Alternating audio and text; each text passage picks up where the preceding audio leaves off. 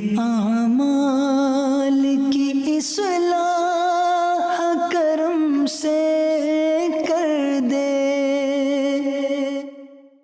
अल्हम्दुलिल्लाहि रब्बिल आलमीन वस्सलातु वस्सलामु अला सय्यिदिल मुरसलीन अम्मा बअद फ़अऊज़ु बिल्लाहि मिनश शैतानिर रजीम बिस्मिल्लाहिर रहमानिर रहीम। पढ़िए अस्सलातु वस्सलामु अलैका या रसूल अल्लाह व अला आलिका व अस्हाबिका या हबीब अल्लाह। अस्सलातु वस्सलामु अलैका या नबी अल्लाह व अला आलिका व अस्हाबिका या नूर अल्लाह। प्यारे इस्लामी भाइयों, दुरूद पाक पढ़ने के बेशुमार फ़ज़ाइल व बरक़ात हैं। काबे के बदरुद्दुजा, तौबा के शम्सुद्दुहा सल्लल्लाहु ताला अलैहि वसल्लम का एक बड़ा प्यारा फरमान है। मेरे आका फरमाते हैं जिसका मज़मून है कि जो कोई शख्स एक बार दुरूद पाक पढ़े, अल्लाह ताला उस पर अपनी 10 रहमतें नाजिल फरमाता है, उसके 10 गुनाहों को मिटा देता है और उसके नामा अमाल में 10 नेकियां लिख दी जाती हैं। अच्छा, बज़ाहिर तो ये एक हदीस पाक है और कई बार सुनी है, मगर मैं इस हदीस का एक शानदार एस्पेक्ट, एक और जहत आपके सामने रखना चाहता हूँ। आजकल कारोबारी लोग बैठे हैं, हम बैलेंस शीट बनाते हैं। पहले तो बैलेंस शीट बनाने में बहुत टाइम लगता था, जब हाथ से बनाते थे मिलती ही नहीं थी। अब जब से सॉफ्टवेयर आ गए तो रोज़ बटन दबाएं, रोज़ बैलेंस शीट निकल आती है कि भाई आज कैपिटल कितना है, आज लॉस कितना है, आज प्रॉफिट कितना है। सॉफ्टवेयर ने लाइफ आसान कर दी, वरना अकाउंटेंट को 3 दिन पहले कहना पड़ता था जब जाके बैलेंस शीट बनती थी, ठीक है ना। लेकिन हम बैलेंस शीट बनाते हैं, उसका तरीका क्या होता है कि debit side, credit side, plus minus करके आपका मेरा बैलेंस कैपिटल सामने आ जाता है। रमज़ान में भी कई लोगों ने बनाई होगी जिनको ज़कात देनी होगी। लेकिन on the day of judgement, क़यामत के दिन भी एक बैलेंस शीट बनेगी, हैं। क़यामत के दिन भी एक अकाउंट खुलेगा और वो बड़ा क्रूशल होगा। उसमें क्या होगा कि मीज़ान अमल लगाया जाएगा, लोगों के आमाल तोले जाएंगे। एक पलड़ा नेकियों का होगा, एक पलड़ा गुनाहों का होगा। अच्छा, यूनिकनेस बताऊं कि जो मीज़ान अमल होगा ना, तराजू, दुनिया के तराजू में जो पलड़ा भारी होता है वो पलड़ा झुक जाता है, मगर क़यामत के दिन जो पल्ला भारी होगा वो ऊपर हो जाएगा। अच्छा, अब क्या होगा? कुरान कहता है सूरह कारिया में, फ़अम्मा मन सकुलत मवाज़ीनु, जिसकी नेकियां की जो पलड़ा है वो भारी हो गया, हैवी हो गया, क्या मिलेगा उसे? फ़हुवा फ़ी ईशतिर रादिया, वो मज़े में, चैन में, जन्नत की नेमतों में होगा। फिर आगे फरमाया व अम्मा मन खफ़्फ़त मवाज़ीनु फ़उम्मुहु हाविया वमा अदराक मा हिया नारुन हामिया।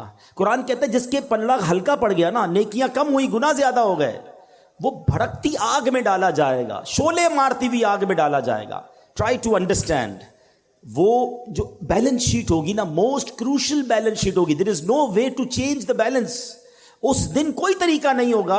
इधर तो मिसाल के तौर पर कोई बंदा कर्जे में चला गया, किसी से लोन ले लेगा, डेबिट साइड ज्यादा है तो किसी ना किसी के साथ लोन लेकर एडजस्ट कर लेगा, उधर लोन लेने की कोशिश की जाएगी। रिवायतों में आता है कि एक बंदा ऐसा होगा जिसका एक नेकी कम होगी, बैलेंस हो जाएगा। अगर एक नेकी मिल जाए तो जन्नत में चला जाएगा, सिर्फ एक नेकी। अब वो मारा मारा फिरेगा क़यामत के दिन, यहां तक कि अपनी मां के पास जाएगा कि माँ जी मुझे एक नेकी दे दीजिए, मैं जन्नत में चला जाऊंगा। उस दिन मां साथ नहीं देगी। वालिद बेटे के पास आएगा, कहेगा बेटा मेरा एक गुनाह ले ले, सारी जिंदगी तेरी खिदमत की है, आज एक गुनाह का बोझ तू ले ले तो मेरा जन्नत में जाने का सामान बन जाएगा। मगर न बाप बेटे के काम आएगा, न बेटा बाप के काम आएगा। कैसी नफसा नफसी होगी बताओ। उस दिन उस शख्स को कितनी हसरत होगी कि जिसकी चंद नेकियां कम होने की वजह से वो जहन्नम में जाएगा। उसको कितना याद आएगा कि यार दुनिया में मौका मिला था, नफल पढ़ लेता, तिलावत कर लेता, जिक्र कर लेता, दुरूद पढ़ लेता, या 1 2 4 गुनाह ही कम कर लेता ताकि मेरी जन्नत में जाने की सूरत बन जाती। ये दिन आना है। अब वो सिनेरियो जहन में रखो और अब इस हदीस को दोबारा सुने कि दुरूद पाक तो मेरी बैलेंस शीट को एडजस्ट करने का शानदार वजीफा है। कि आका फरमा रहे एक बार दुरूद पढ़ो 10 नेकियां बढ़ जाएंगी, 10 गुना कम हो जाएंगे। यानी मेरे नेकियों का वजन बढ़ाने वाला और गुनाहों का वजन घटाने वाला वजीफा है। तो सच बताओ फिर कितने दुरूद पढ़ने चाहिए? کوشش کیا کریں فضول کاموں سے بچ کر. بہت زیادہ ٹائم اپنے موبائل فون کے ساتھ ویسے ہی گپ شپ میں گزار رہے ہوتے ہیں, لینا نہ دینا, پتہ نہیں ساری سوشل میڈیا کی ویڈیوز دیکھنی ہیں.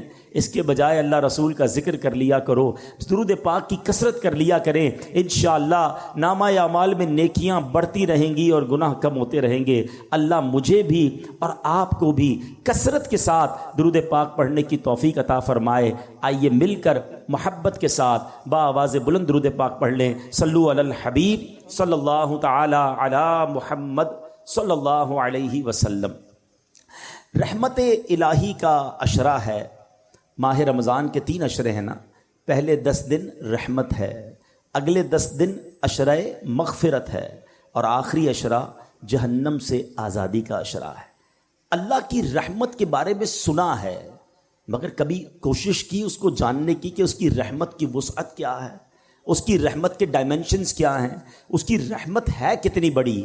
آؤ آج اللہ کی رحمت کی بات کرتے ہیں, آج اللہ سے محبت کی بات کرتے ہیں. وہ کریم ہم پر کتنا مہربان ہے, آج اس پر بات کرتے ہیں. کس طرح اس کی مجھ پر اور آپ پر مہربانیاں ہیں. یاد رکھیں, دنیا میں کوئی کسی سے پیار کیوں کرتا ہے؟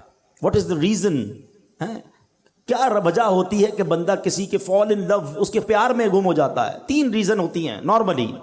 یا تو وہ بڑا حسین ہوتا ہے, اچھا لگنے لگ جاتا ہے, یا بڑا مہربان ہوتا ہے, خیال رکھنے والا ہوتا ہے, یا وہ بڑا با کمال ہوتا ہے, اسپیشل ہوتا ہے, عام لوگوں سے ہٹ کر ہوتا ہے, اس لیے اس سے پیار ہو جاتا ہے. اگر یہ 3 ریزنز ہیں تو خالق کائنات کی طرف اگر توجہ جاتی ہے تو دنیا کے سارے حسن اور رعنائیوں کو بنانے والا وہ میرا مالک کیسا حسین ہوگا, جس نے دنیا میں ایسے حسین اور ایسی رعنائیاں, اتنے خوبصورت مناظر بنائے, جنت جس نے بنائی, اس مالک کی سبحان اللہ وہ کیسا حسین مولا ہوگا. پھر آگے چلو, اگر با کمال سے محبت ہوتی ہے تو ہر با کمال کو کمال دینے والی ذات بھی رب کائنات کی ہے, پھر اس سے محبت کیوں نہ ہو. اور اگر کسی محسن سے, کسی خیال رکھنے والے سے پیار ہو جاتا ہے تو بتاؤ تو صحیح, جب سے پیدا ہوا ہوں, جب سے لے کر آج تک روزانہ جس کے احسانات تلے دبا ہوں, وہ کوئی اور ذات نہیں, وہ میرے مالک کی ذات ہے. بلکہ سچی بات بتاؤں, مجھ پر اور آپ پر تو پیدا ہونے سے پہلے اس کے احسان جاری ہیں. جی ہاں, بیفور مائی برتھ وہ مجھ پر بلیسنگز, مجھ پر مہربانیاں جاری کیے ہوئے. کیسے بتائیے؟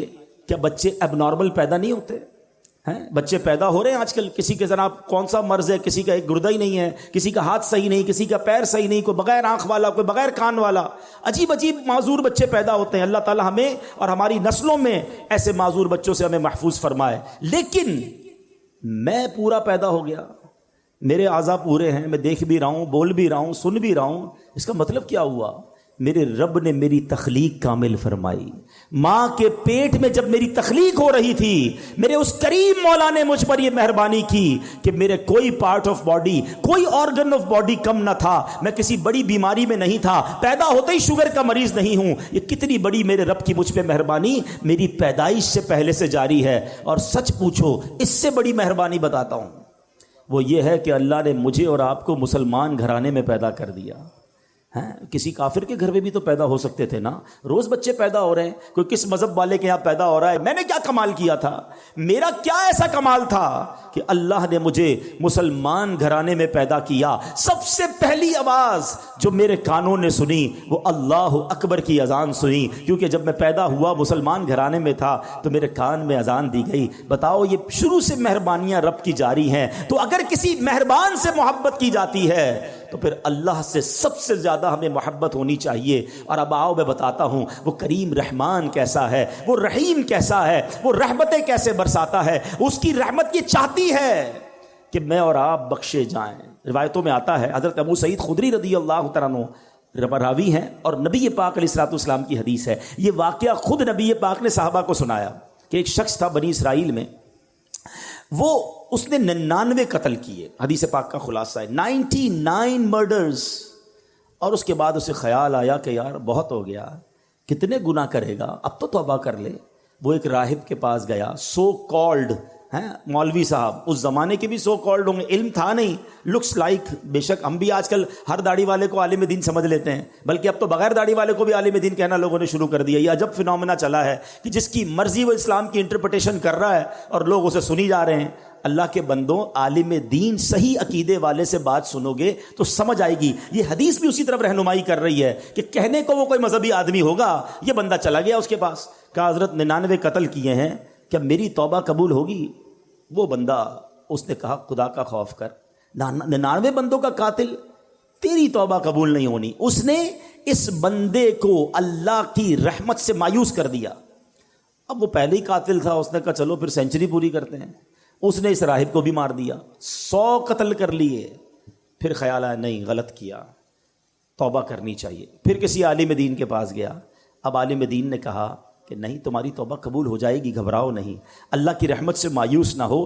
ایسا کرو, فلاں علاقے میں نیک لوگوں کی ایک بستی ہے, تو اس ادھر چلے جاؤ اور ان نیک لوگوں کے قریب جا کر اللہ کی بارگاہ میں دعا کرنا, تو اللہ کریم جو ہے تجھ پر رحمت فرما دے گا, تیری توبہ قبول کر لے گا. یہ بندے نے نیت کی, اچھی نیت, اور چل پڑا. اللہ کی شان دیکھو, راستے میں اس کا انتقال ہو گیا. عذاب کے فرشتے آ گئے, ہم لے جائیں گے, 100 بندوں کا قاتل ہے. رحمت کے فرشتے آ گئے, ہم لے جائیں گے, توبہ کی نیت کر لی تھی, چل پڑا تھا, اللہ سے دوستی کا ارادہ کر لیا تھا, یہ چل پڑا ہے. اب دونوں قسم کے فرشتوں میں ایک طرح سے بحث شروع ہو گئی. عذاب کے فرشتے کہتے ہم لے جائیں گے, توبہ کی تھوڑی تھی, گھر سے نکلا ہی تھا, ارے 100 تو قتل کر دیے ہیں. رحمت کے فرشتے کہتے نہیں, اللہ کی راہ پہ چل پڑا تھا, دل میں شرم اور ندامت آ گئی تھی, ہم لے جائیں گے. اب اللہ کی طرف سے ارشاد ہوتا ہے ایسا کرو, زمین کیلکولیٹ کرو, زمین کو ناپا جائے, اگر یہ بندہ اپنے گھر کے قریب ہے تو عذاب کے فرشتے لے جائیں, اگر یہ بندہ نیک لوگوں کی بستی کے قریب ہے تو رحمت کے فرشتے لے جائیں. اللہ اکبر. میں حدیث کے الفاظ سنا رہا ہوں. اب جب زمین ناپی گئی تو وہ بندہ نیک لوگوں کی بستی کے قریب نکلا. علماء کہتے ہیں یہ جو پلان تھا نا, اللہ کی قدرت کا پلان تھا, ایکچولی وہ دور تھا نیک لوگوں کی بستی کے, مگر رب کا حکم تھا کہ یہ بخشا جائے, اس کی منشا یہ تھی یہ بخشا جائے. وہ نیک لوگوں کی بستی اور اس کی لاش کے درمیان جو پلاٹ آف دا لینڈ تھی وہ سکویز ہوئی, وہ کم ہوئی اللہ کے حکم سے, اور جب ناپا گیا تو چند فٹ کے فاصلے سے وہ نیک لوگوں کی بستی کے قریب تھا. اسے رحمت کے فرشتے لے گئے, گویا اس کی بخشش ہو گئی. یہ ایک روایت بیان کرنے کے بعد میرے پیارے اسلامی بھائیوں کیا پتا چل رہا ہے؟ وہ رحیم, وہ کریم, وہ توبہ قبول کرنے والا ہے, وہ معاف کرنے والا ہے. اس کی رحمت چاہتی ہم بخشے جائیں, مگر یہ بندہ ہے جو توبہ نہیں کرتا, یہ بندہ ہے جو اس کی بارگاہ میں سر نہیں جھکاتا, وہ اس سے دوستی نہیں کرتا. میرے پیارے اسلامی بھائیوں, اس حدیث سے ایک اور بہت خوبصورت بات سیکھنے کو ملی ہے. یہ حدیث پہلے سمجھیے گا, نبی پاک واقعہ سنا رہے ہیں صحابہ کو, اٹ مین سارا کانٹینٹ جو ہے وہ آتھرائزڈ ہے, سارا کانٹینٹ جو ہے وہ زبردست کلیئرڈ ہے, جبھی تو نبی پاک سنا رہے ہیں نا. تو آقا نے کیا بتایا کہ لوگوں نے مشورہ دیا نیک لوگوں کی بستی کے پاس جا کر دعا مانگو. اٹ مینز کہ اگر آج بھی کوئی اللہ والوں کے پاس ان کی اگر حیات ہیں تو ان کی صحبت میں جا کر دعا مانگے, اور اگر دنیا سے چلے گئے ہیں اور ان کے مزار کے پاس جا کر اللہ سے دعا مانگے کہ اللہ ان کے صدقے, نیک لوگوں کے صدقے, مبارک جگہ کے صدقے میری توبہ قبول فرما لے. تو جہاں رحمتیں برس رہی ہو ادھر جا کر دعا کرنا, ادھر جا کر اللہ سے مانگنا, یہ اس حدیث سے ثابت ہے. ویسے تو قرآن کی آیت سے بھی ثابت ہے کہ جب حضرت زکریا علیہ الصلوۃ والسلام کو دعا کرنی تھی, بیٹے کی تمنا تھی, تو قرآن کہتا ہے حضرت زکریا کہاں گئے تھے؟ محراب مریم میں گئے تھے. سورہ مریم اٹھاؤ, وہاں قرآن کہتا ہے کہ حضرت زکریا نے مانگنا اللہ سے تھا. گئے کیوں محراب مریم میں؟ ارے اللہ سے تو کہیں سے مانگ سکتے تھے نا. نہیں, بی بی مریم وہاں عبادت کرتی تھی, یہ دعا کی قبولیت کا مقام تھا. محراب مریم میں جا کر دعا کی, اللہ نے بڑھاپے میں انہیں اولاد عطا فرما دی. تو پتہ یہ چلا اللہ والوں کے جہاں قدم لگیں, اللہ والے جہاں عبادت کریں, اللہ والے جہاں موجود ہوں, اگر وہاں جا کر دعائیں مانگی جائیں, اللہ مجھے اور آپ کو بار بار مکے مدینے کی حاضری عطا فرمائے, مقدس مقامات کی حاضری عطا فرمائے. وہاں کا سفر کر کے رب سے جب وہاں جا کے بندہ مانگتا ہے تو بگڑی بن جایا کرتی ہے. تو بہرحال یہ ہے میرے رب کی رحمت. سبحان اللہ, میرے رب کی رحمت کی کیا بات کروں. اللہ کریم قرآن مجید میں فرماتا ہے, دیکھیں کچھ لوگ, شیطان ہے نا, جب بہت سارے گناہ ہو جاتے ہیں نا, اب شیطان مردود تو نہیں چاہتا ہم توبہ کریں, وہ کہتا ہے یار تیری توبہ کیسے قبول ہوگی، اتنی نمازیں قضا ہو گئی، اتنے حرام کام کر لیے، اتنے برے کام کر لیے۔ اب شیطان یہ ازیوم کروا دیتا ہے کہ توبہ تو قبول ہونی نہیں، اب کری جا گناہ جتنے کرنے ہیں۔ یہ شیطان کا بہت بڑا وار ہے۔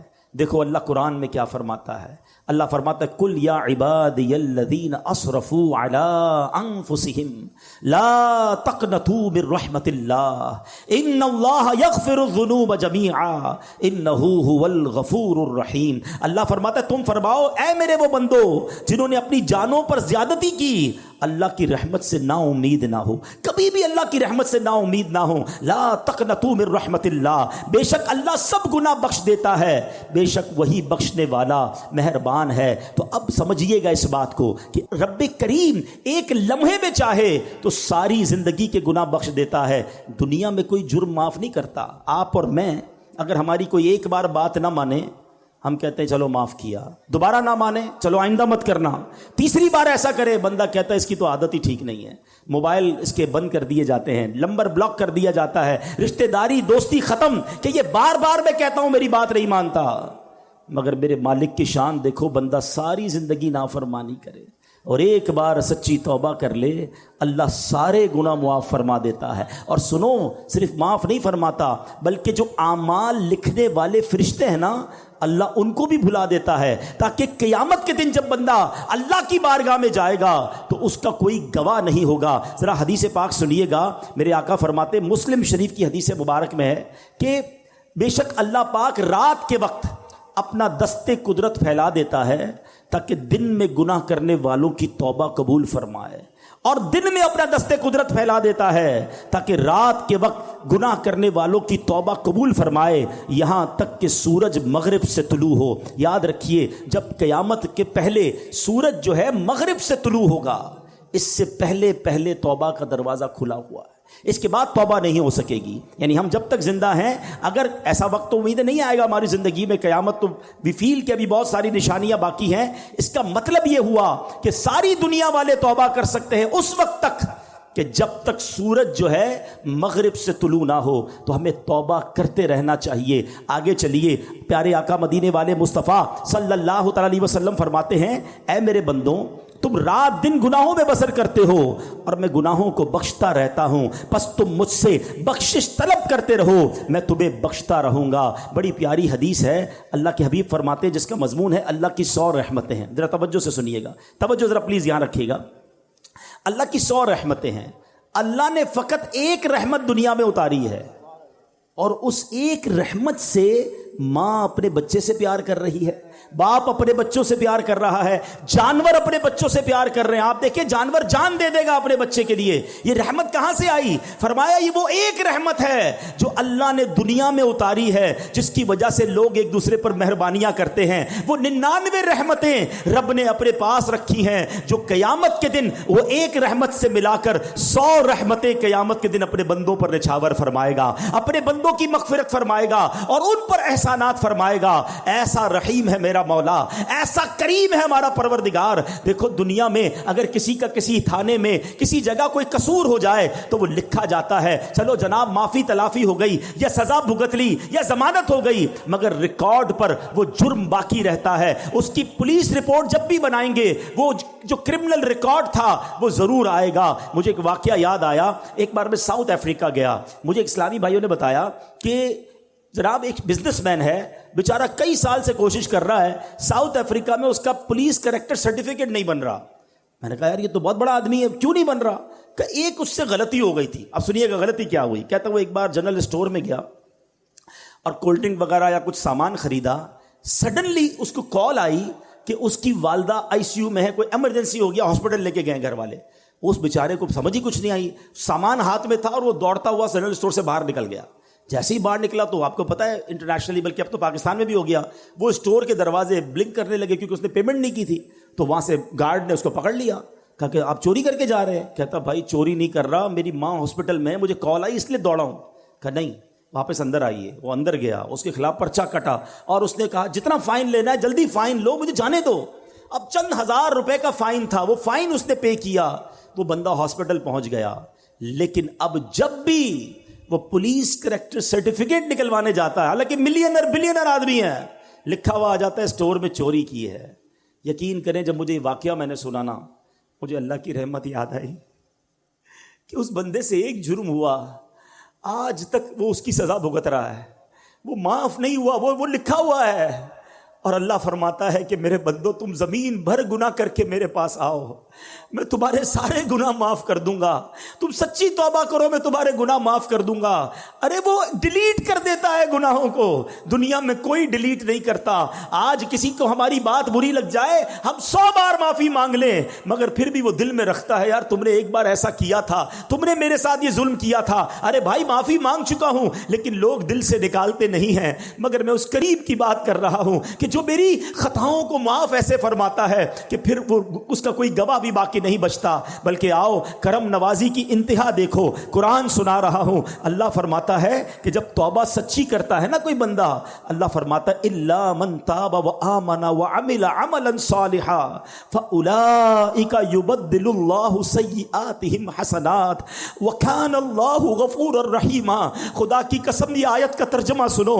اللہ فرماتا ہے مگر جو توبہ کرے اور ایمان لائے اور اچھا کام کرے تو ایسوں کی برائیوں کو اللہ بھلائیوں سے بدل دے گا.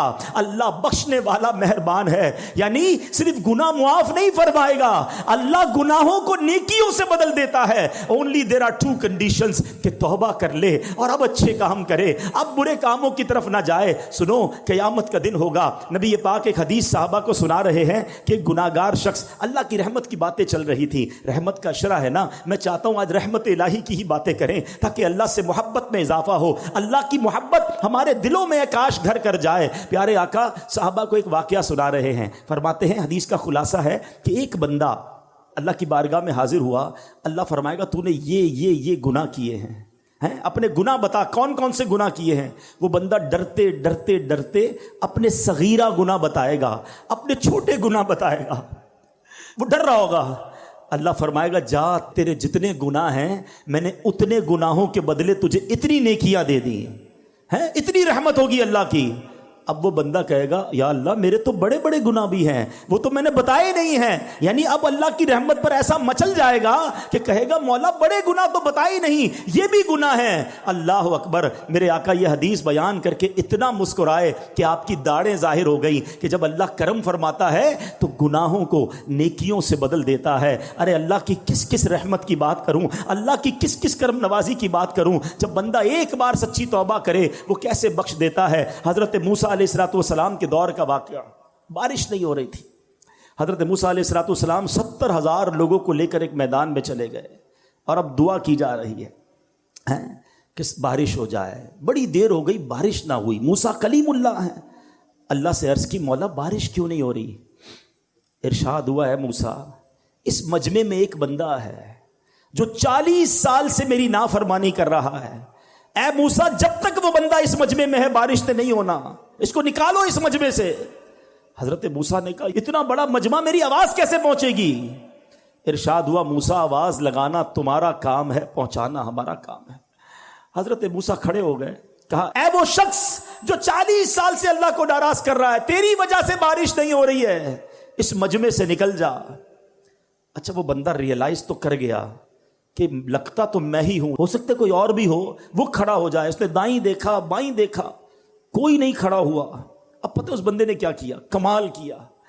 اس بندے نے اللہ سے بیٹھے بیٹھے عرض کی, کھڑا نہیں ہوا, کہا یا اللہ میں جانتا ہوں وہ بندہ تو میں ہی ہوں, مجرم تو میں ہی ہوں جس کی وجہ سے بارش نہیں ہو رہی ہے, مگر میرے مالک اگر آج میں کھڑا ہو گیا تو پورے شہر کو پتہ چل جائے گا کہ میں وہ گناہگار ہوں. اے اللہ سچی توبہ کرتا ہوں, اب تجھے ناراض نہیں کروں گا, کریم معاف کر دے اور مجھے ذلیل ہونے سے بچا لے. سنو کیا ہوا, تھوڑی دیر ہوئی بادل آئے اور بارش برسنا شروع ہو گئی. حضرت موسیٰ نے کہا مولا بندہ تو کوئی نہیں نکلا, یا اللہ کھڑا تو کوئی نہیں ہوا, یہ بارش کیسے ہو گئی. ارشاد ہوتا ہے اے موسیٰ اس بندے نے مجھ سے دوستی کر لی ہے, اس بندے نے مجھ سے معافی مانگ لی ہے. اب سنو, حضرت موسیٰ کہتے ہیں مولا اب تو بتا دے وہ بندہ کون ہے, اب تو تیرا دوست بن گیا نا, اب تو میری ملاقات کرا دے. کیا شاندار جواب ملتا ہے. اللہ فرماتا ہے موسیٰ جب میرا دشمن تھا تب میں نے اس کے عیب چھپائے, اب تو میرا دوست ہو گیا, تجھے کیسے بتاؤں وہ کون تھا. یہ ہے میرا رب، ہمارے عیب چھپاتا ہے، ہم پر رحمتیں برساتا ہے۔ پنجابی شاعر کہتا ہے نا، ایک گناہ میرے ماں پیو ویکھن مینو عمری منہ نہ لاویں۔ ماں باپ کو بھی اگر ہماری کوئی بڑی خطا پل جائے تو لوگ گھر سے نکال دیتے ہیں۔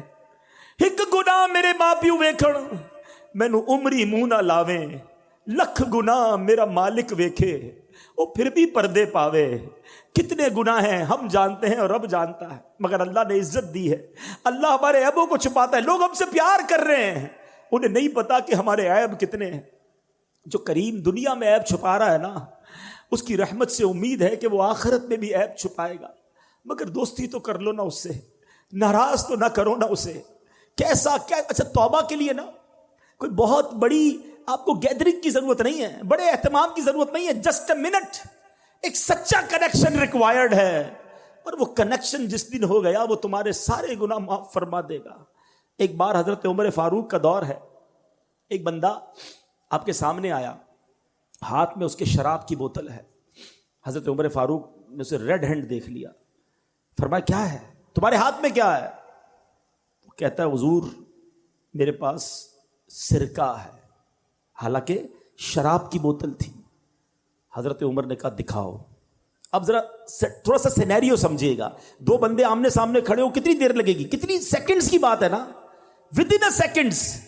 اس بندے نے اللہ سے عرض کی مولا آج بچا لے، عمر کے سامنے ذلیل ہونے سے بچا لے، میں وعدہ کرتا ہوں اب شراب نہیں پیوں گا۔ بس اس نے اس دل کی کیفیت سے پکارا اللہ کو، اور اب جب وہ بوتل اٹھا کر ڈرتے ڈرتے حضرت عمر کے ہاتھ میں دیتا ہے، وہ بوتل سرکہ بن چکی ہوتی۔ یہ ہے میرے مالک، یہ ہے وہ کریم جس سے میں محبت کی بات کر رہا ہوں۔ اتنا رحمت والا ہے کہ ایک بار پیارے آقا علیہ الصلوۃ والسلام نے صحابہ کرام کو رحمت الہی کے بارے میں بتا رہے تھے کہ ایک موقع پر ایک عورت کا بچہ بچھڑ گیا، تھوڑی دیر بعد وہ بچہ مل گیا، بچہ دوڑتا ہوا آیا، ماں دوڑتی ہوئی گئی، بچے کو اٹھایا۔ ٹرائی ٹو امیجن کیا لو، کتنا اس وقت جو ہے وہ پیار ماں کو آتا ہے جب بچہ بہت دیر بعد ملتا ہے، ماں اسے چوم رہی ہے۔ نبی پاک نے کہا دیکھو جتنا اس ماں اپنے بچے سے محبت کر رہی ہے، کیا یہ ماں اس بچے کو آگ میں ڈال دے گی؟ صحابہ نے کہا حضور پاسبل ہی نہیں ہے، اس وقت تو اس کی محبت عروج پر ہے۔ آقا فرماتے ہیں اللہ اپنے بندوں پر اس سے زیادہ مہربان ہے۔ مجھے ایک بات بتاؤ، جو اتنا مہربان ہو ہم اس کی بات نہ مانیں، ہم اس کی نافرمانی کریں، ہم اس کے غضب کو دعوت دیں، یہ کیسی احسان فراموشی ہے۔ ایک اور حدیث سنیے، حضرت انس رضی اللہ تعالیٰ عنہ فرماتے ہیں کہ میں نے سرکار مدینہ صلی اللہ تعالیٰ علیہ وسلم کو یہ فرماتے ہوئے سنا کہ اللہ پاک ارشاد فرماتا ہے، یہ حدیث قدسی ہوا کرتی ہے۔ What is the meaning of حدیث قدسی؟ آج یہ بھی سمجھ لو، آپ نے کئی بار سنا ہوگا کہ فرمان تو نبی پاک کا ہو، آقا فرمائے، مگر آقا اللہ کا فرمان سنائیں کہ رب یہ فرماتا ہے۔ یہ حدیث قدسی ہے۔ اللہ فرماتا ہے اے ابن آدم تو جب بھی مجھ سے امید لگا کر دعا مانگے گا تو میں تیرے گناہوں کو بخش دوں گا۔ اے ابن آدم اگر تیرے گناہ آسمانوں کے کناروں تک پہنچ جائیں پھر بھی تو مجھ سے معافی مانگے تو میں تجھے بخش دوں گا۔ اے ابن آدم اگر تو میرے پاس زمین پر گناہ لے کر آئے اور پھر مجھ سے اس حال میں ملے کہ میرے ساتھ کسی کو شریک نہ ٹھہرائے تو میں زمین بھر مغفرت لے کر تیرے پاس آؤں گا۔ یعنی کیسے ہی گناہ کیوں نہ ہو، اللہ جب رحمت فرماتا ہے تو وہ سب معاف فرما دیتا ہے۔ تو آج میں نے اور آپ نے اپنے رب سے محبت کا یہ کہتے نا کہ یہ اظہار کرنا ہے۔ دیکھیں جس سے محبت ہونا اس کی ناراضی والے کام نہیں کیے جاتے، محبوب کو ناراض نہیں کیا جاتا جب وہ اتنا مہربان۔ عقل کیا کہتی ہے؟ عقل یہ کہتی ہے کہ اگر اللہ نے مجھے آنکھیں دی ہیں تو اگر میری آنکھیں حرام دیکھتی تو میری آنکھیں چلی جاتی، اگر میری آنکھیں میرے کان حرام سنتے تو کان چلے جاتے، مگر اللہ یہ کان واپس نہیں لے رہا، یہ آنکھیں واپس نہیں لے رہا، وہ ہماری ہم پر رحمتیں جاری رکھے ہوئے ہے، تو پھر ہمیں اس کی بھی نافرمانی نہیں کرنی چاہیے۔ ایک قرآن پاک کی آیت سن لیجئے۔ اب یہاں جب اللہ کی ہم رحمت کی بات کر رہے ہیں نا، تو اب شیطان کیا کرتا ہے کہ یار پھر تو اللہ بڑا رحیم ہے، جو کرنا ہے کرو، اب تو نمازیں نہیں بھی پڑھیں گے، روزے نہیں بھی رکھیں گے، حرام کھاتے رہو، حرام پیتے رہو، اللہ تو بڑا کریم ہے، معاف فرما دے گا۔ یہاں ہم مار کھا جاتے ہیں۔ آج ذرا سنیے گا، ایک قرآن کی آیت اس بات کو کلیریفائی کر دے گی۔ اللہ فرماتا ہے فَيَغْفِرُ لِمَن يَشَاءُ وَيُعَذِّبُ مَن يَشَاءُ، اللہ جسے چاہے بخشے گا اور جسے چاہے سزا دے گا۔ اللہ کی مرضی، وہ خالق ہے، چاہے تو ہمیں نقطے پر بخش دے اور چاہے تو کسی ایک غلطی پر پکڑ فرما لے۔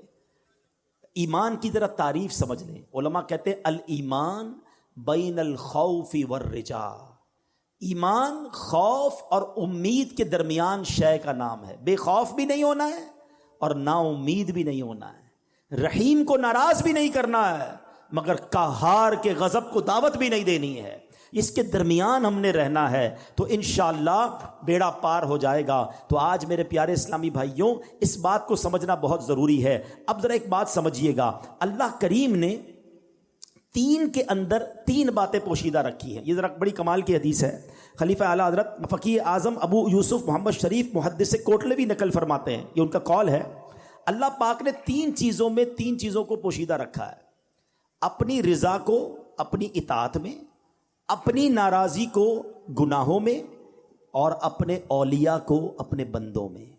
اس سے کیا سیکھنے کو ملا کہ کوئی بھی چھوٹی نیکی چھوٹی سمجھ کر چھوڑ نہ دیں، کیا پتہ یہی میری مغفرت کا ذریعہ بن جائے۔ حدیثوں میں یہ مضمون ملتا ہے کہ پیاسے کتے کو پانی پلانے والے کی مغفرت ہو گئی ہے، کسی نے درخت راستے سے ہٹا دیا یا کوئی چیز ہٹا دی کہ راستہ کھلا ہو جائے، اللہ نے اس لیے مغفرت فرما دی۔ تو ہر نیکی آگے بڑھ کے کرنی چاہیے۔ اور سیکنڈلی بندہ کہتا ہے نا چھوٹا ہی گناہ کر لو یار، کیا پتہ یہی گناہ ہماری پکڑ کا سبب بن جائے۔ یہ بھی روایتوں میں مضمون ملا کہ بندے نے کسی کا تنکا اٹھا لیا، اس کے لیے پکڑ کر دی گئی، تو وہ نقطہ نواز ہے۔ اور تیسری بات کہ اللہ نے اپنے اولیاء کو بندوں میں چھپا کر رکھا ہے، اس سے سمجھ یہ آتا ہے کہ ہر بندے کے ساتھ ادب سے پیش آئیں۔ ہمیں نہیں پتہ کون اللہ کی بارگاہ میں کون سا مرتبہ رکھتا ہے۔ احادیث میں یہ مضمون ملتا ہے کہ کچھ پرا گندہ بال والے ایسے ہیں جن کو کوئی اپنی دعوت میں نہ بلائے، مگر وہ اگر اللہ کی بارگاہ میں قسم اٹھا لیں اللہ وہ قسم پوری فرماتا ہے۔ تو پتہ چلا کہ ہمیں نہیں معلوم کہ کون بندہ اللہ کی بارگاہ میں کیا مرتبہ رکھتا ہے، تو کسی کا دل نہ دکھائیں، کسی کو تکلیف نہ پہنچائیں، سب سے عزت سے پیش آئیں۔ تو بہرحال میرے پیارے اسلامی بھائیوں، آج اللہ کی رحمت کی بات ہوئی ہے نا، تو یہ نیت کر لو کہ انشاءاللہ اللہ کے غضب کو دعوت نہیں دیں گے اور اس کے فرما بردار بندے رہیں گے۔ آخری بات کر لیتا ہوں، سوچنے کا ایک طریقہ یہ ہے کہ یار گناہ کروں گا تو جہنم کا عذاب ملے گا، قبر میں کیڑے پڑ جائیں گے، ڈر لگتا ہے۔ ایک گناہ چھوڑنا خوف الہی کی وجہ سے ہے، وہ بھی ٹھیک ہے، مگر اعلیٰ درجہ پتہ کیا ہے؟ امام غزالی لکھتے ہیں کہ بندہ اللہ کی محبت کی وجہ سے گناہ نہ کرے، کہ یار محبوب کو برا لگ جائے گا، میرے رب کی ناراضی ہو جائے گی، میں جو کر رہا ہوں یہ رب کی رضا نہیں ہے۔ خوف سے گناہ نہ کرنا اور ہے اور محبت میں گناہ نہ کرنا اور ہے، خوف سے نماز پڑھنا اور ہے اور محبت میں نماز پڑھنا اور ہے، خوف سے روزہ رکھنا اور ہے کہ یار نہیں رکھوں گا تو جہنم میں ڈال دیا جاؤں گا، اور محبت سے روزہ رکھنا اور ہے کہ میرے اللہ کو پسند ہے، میرے رب کا حکم ہے، میرے خالق کا حکم ہے، اس عبادت کا مزہ ہی اور ہے۔ تو اللہ کی محبت میں عبادت کرنا سیکھ جائیے۔ اور اب ایک بات اور یہ کرنی ہے کہ اب دیکھتے ہی دیکھتے رمضان ہمارے سے اب رخصت ہو رہا ہے، ابھی سے ایک دل میں کسک سی اٹھ رہی ہے کہ جناب مسجد آباد ہیں، اب دیکھیں وہ چہرے نظر آ رہے ہیں جو نارملی اس طرح کی محفلوں میں اتنی دیر تک نہیں بیٹھتے۔ کیا ہے یہ؟ اللہ سے محبت ہے نا، قرآن کی تلاوت ہو رہی ہے، تراویاں ہو رہی ہیں، گھر گھر ماشاءاللہ محفلیں سجی ہیں، لیکن کہتے ہیں ایک دل کے ایک چھوٹے سے کونے سے ایک آواز آ رہی ہے کہ یار رمضان جائے گا اس کے بعد کیا ہوگا؟ کیا اس بار بھی ایسا کریں گے ہم؟ ہیں ہوتا کیا ہے اب تک جو ہوتا آیا ہے، انڈیلیبریٹلی ایک میسج دیا جاتا ہے، اور کتنا برا میسج ہے کہ اے شیطان جب تک تو قید تھا نا اللہ کے بندے تھے نماز پڑھ رہے تھے، اور جب تو رہا ہوا اب ہم تیری بات مانیں گے۔ یہ نہیں ہونا چاہیے، رحمت اللہ فرمائے اور بات ہم شیطان کی مانیں۔ اور دیکھیں یہ رمضان ایکچولی نیٹ پریکٹس ہے، چلو اسپورٹس مین کی زبان میں سمجھا دیتا ہوں کہ پہلے پریکٹس ہوتی ہے اور پھر مقابلہ ہوتا ہے نا، یہ پورا مہینہ پریکٹس کروائی گئی ہے شیطان کو بند کر کے کہ عبادت کر لو، گناہ چھوڑ دو، نیک اعمال کرو، تلاوت کرو، اور جیسے ہی مقابلہ شروع ہوا ایسا لگتا ہے پہلی بال پہ آؤٹ ہو جاتے ہیں۔ چاند رات کو ہی عشاء کی نماز میں لوگ غائب ہو جاتے ہیں، عید کے دن فجر میں نمازی نہیں ہوتے۔